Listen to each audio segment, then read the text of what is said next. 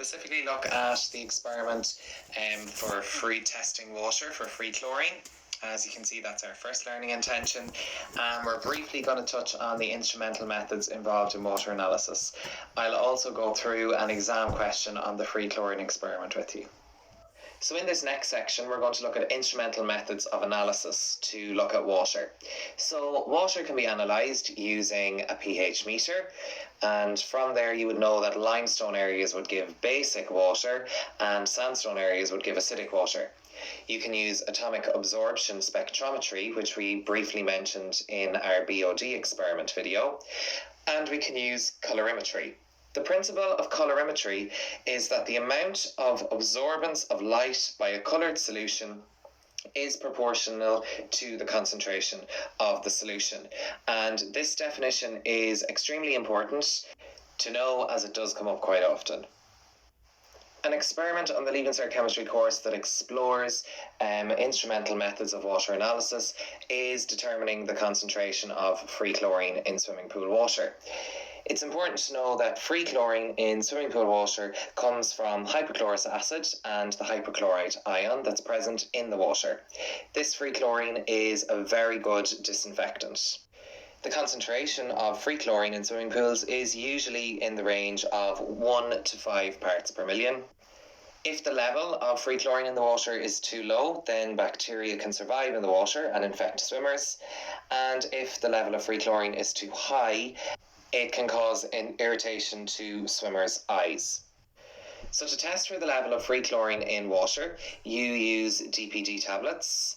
So DPD tablets are added to the water and they react with the chlorine in the water to produce a pink coloured solution.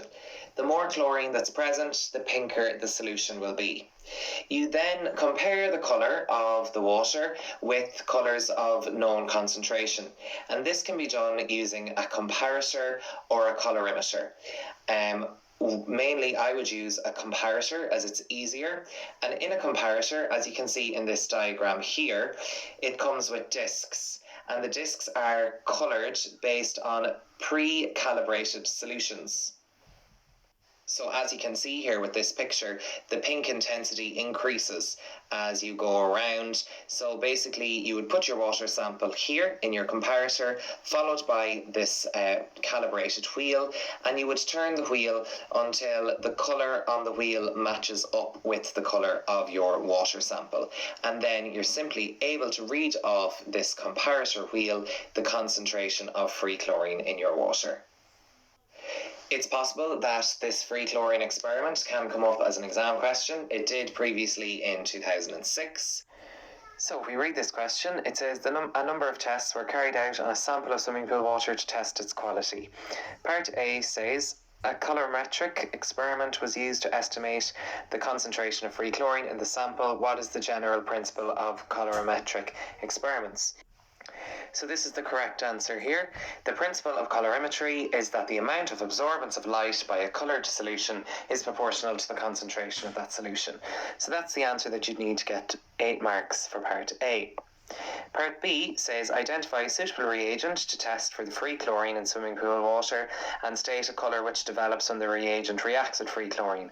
So there's 2 parts here. The first part asks you to state the reagent, and the reagent is simply a DPD tablet.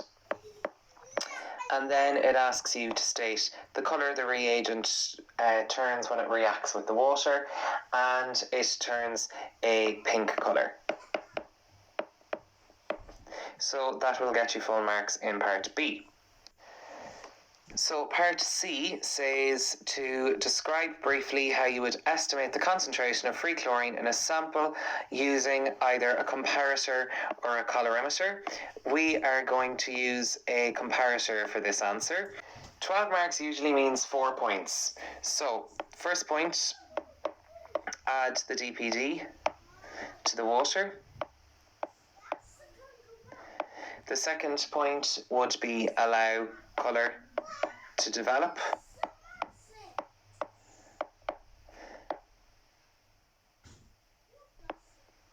The third point, compare